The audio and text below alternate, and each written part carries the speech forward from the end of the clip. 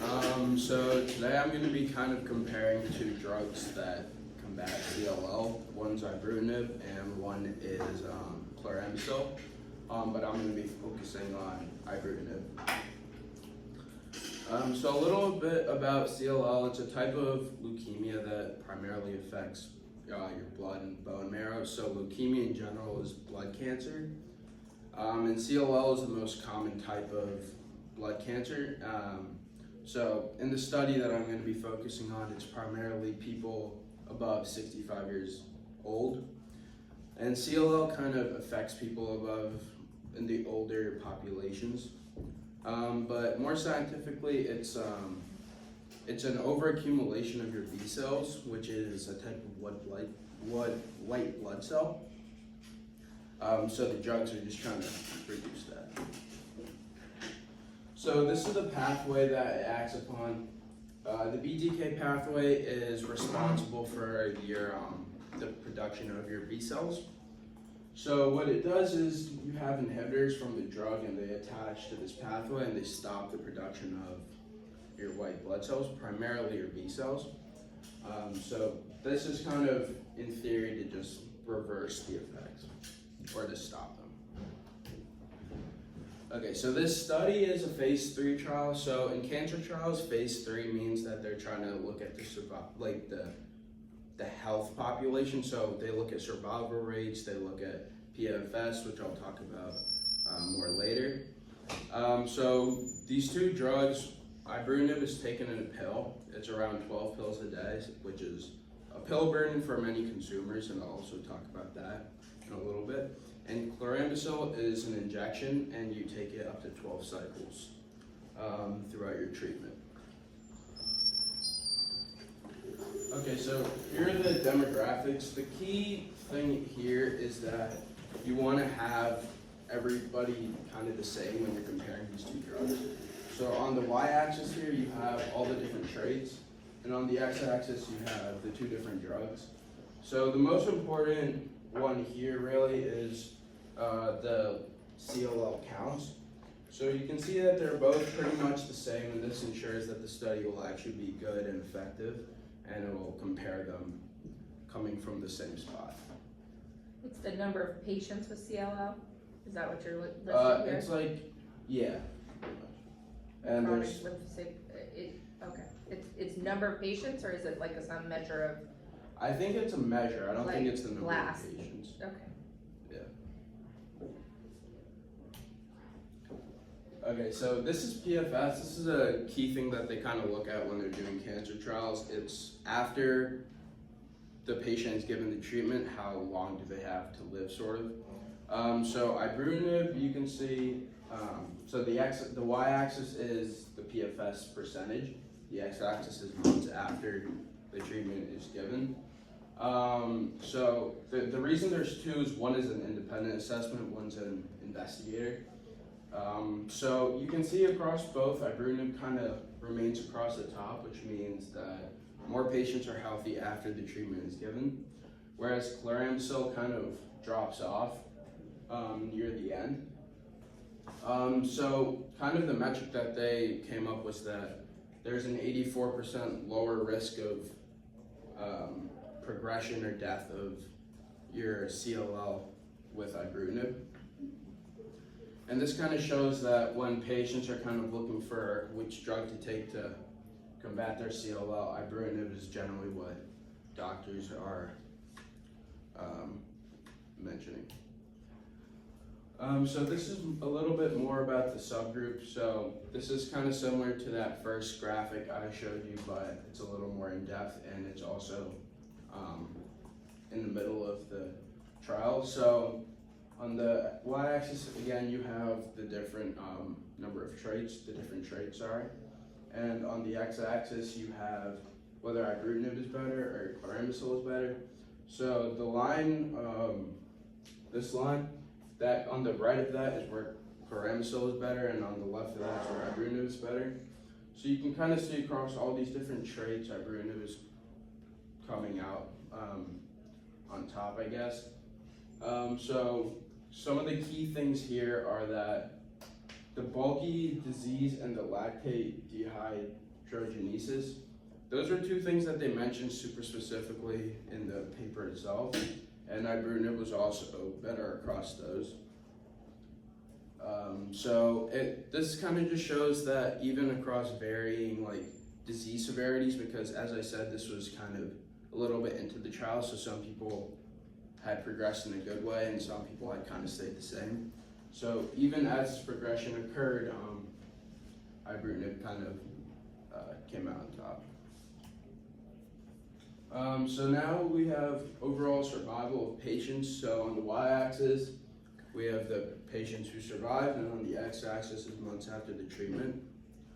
So you can see, once again, ibrutinib has kind of remained, it's like at the top. 98% of the patients survive, and for chlorambucil, around 85% of the patients survive. So kind of the metric that they gave here was that there's a 56% lower risk of of death with ibrutinib, which is very important when you're considering a cancer drug that's going to be mass produced.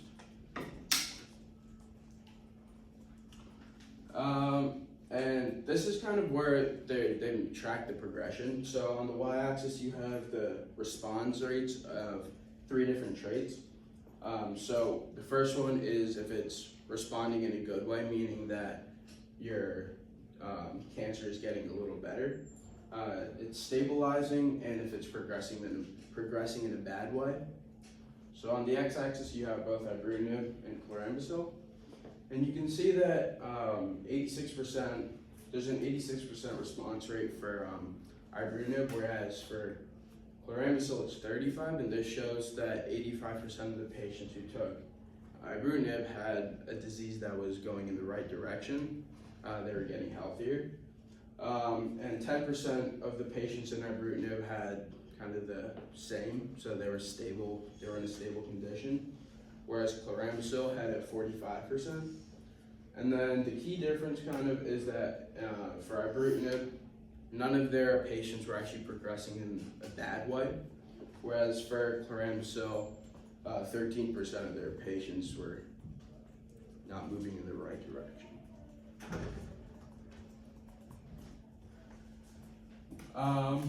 And now, so another thing that they kind of measured was hemoglobin and platelet counts, and this kind of shows the overall well-being of a patient. So the more hemoglobin you have, kind of the higher well-being you are. So once again, you can kind of see that overall ibrutinib had a higher hemoglobin and platelet count. So this top graph is the hemoglobin level with hemoglobin on the y-axis and the amount of visits on the x-axis. Arjun, is it platelets? You're talking about You're talking about platelets? platelets. Platelets. Sorry. It's a component of blood. Yeah, platelets. And the platelets are on the y-axis and the visits are on the x-axis. So you can see again that ibrutinib is kind of higher in both of these, signifying that they have both a higher platelet count and a hemoglobin count. So overall, this means that the patients who took Ibrutinib kind of, they have a better well-being. Yeah. And then the adverse effects. So the 4 common ones across both drugs were diarrhea, fatigue, coughing, and nausea. But there were a few differences. So for example, dry eye and arthralgia, I think that's how you pronounce it. Arthralgia. Arthralgia. Yeah, so arthralgia is basically joint pain, and dry eye is just dry eye. But the problems were for chlorambucil, they had neutropenia and anemia, 2 which are more severe than arthralgia and dry eye. So kind of, once again, you can see that chlorambucil has more risk attached to it. So generally patients kind of move away from it in a sense. So many doctors kind of began to give out ibrutinib primarily. Yeah. So overall, ibrutinib is kind of simply better at combating CLL. And one of the interesting things that I came across were kind of what's happening with it now. So, like I mentioned, Ibrutinib, you have to take 12 pills a day. So that introduced something called a pill burden across consumers where they don't want to take that many pills. And another interesting thing was the scientists mentioned that you could combine the drugs. So they didn't do a super in-depth analysis of this. However, they did say that it was an option. And so now they're coming out with pills that are just one pill and they're not even daily. So science has come a long way kind of in this sector, but for the past 10 years or so, Ibrutinib has kind of been one of the main drugs. That's it.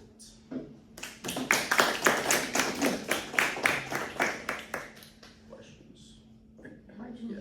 how long has Ibrutinib been part of cancer therapy? You said it's been a few years. Yeah, so it got commercialized in 2013. I think they got FDA approved around 2014.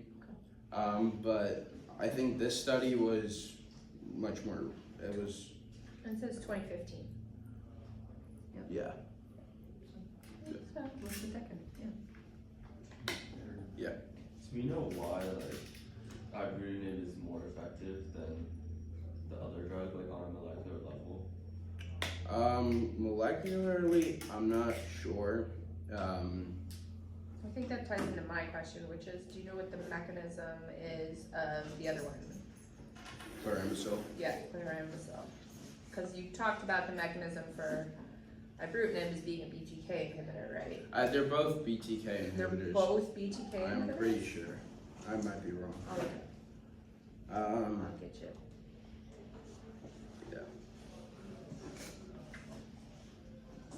So I think chlorambucil is a alkylating agent, so it binds DNA. It's pretty. These are going to be broadly specific DNA damaging. Okay.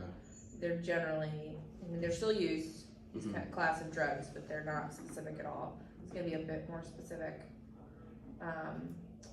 And then, did they talk at all in this paper about certain populations of people with CLL that respond better to this drug, or is it like across the board? So they took 270 patients primarily in the US. So they didn't really, overall across those patients, they kind of saw that Ibrutinib was more effective. I'm assuming they all have to be effective, well, I guess not necessarily, but I just was wondering if they looked at their molecular genetics at all and to see these patients have these certain mutations. Maybe not yet. So the way they kind of made the experiment, or I guess, they took two populations and they did take their genetics and they kind of saw that a lot of the levels were the same. So they tried to match them like evenly across both.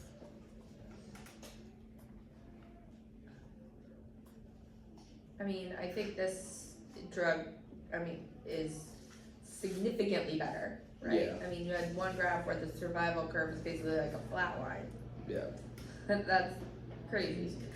And then I guess I'm sure you said this, but was this a pill also, or is it an IV? Chlorambucil is an injection. Oh, So chlorine? Okay. yeah, and Imbruvica is It's a pill, but that's what the 12 pills a day? Yeah. Yeah, it's crazy. But he also said they improved it, so nowadays you don't have to take it. I don't think it's Imbruvica or Ibrutinib specifically that. But they has probably have improved the it. next generation Yeah. of that drug that maybe is less, 12 a day is 12 days asking a lot. Yeah. And it's continual, like usually for CLL, right, you take it for the rest of your life, Yeah. essentially, right?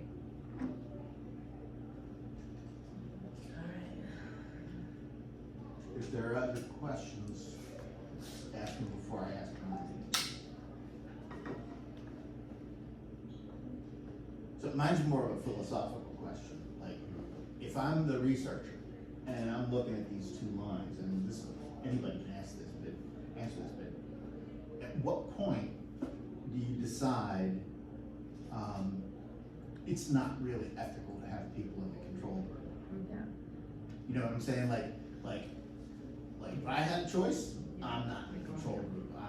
Oh, like you don't want Right, to take right. Claramus, like yeah, that one. yeah, so like at what point do you decide that, you know, it's really not ethical to put some people in the control group and some people in the experimental group, because the experimental group is so good that, Well, how would they know that it would be so good? It wasn't all one of the experimenters found out, so I would say it's not really unethical because of like ignorance per se, because like the whole point is to figure out why.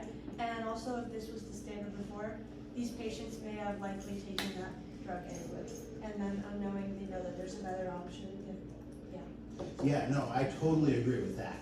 I You get gotta that. find out, but But like, there's one point where the curve just drops precipitously. yeah, is After is the there? 18-month or 20-month mark. That's kind of when they introduced the idea of kind of combining them.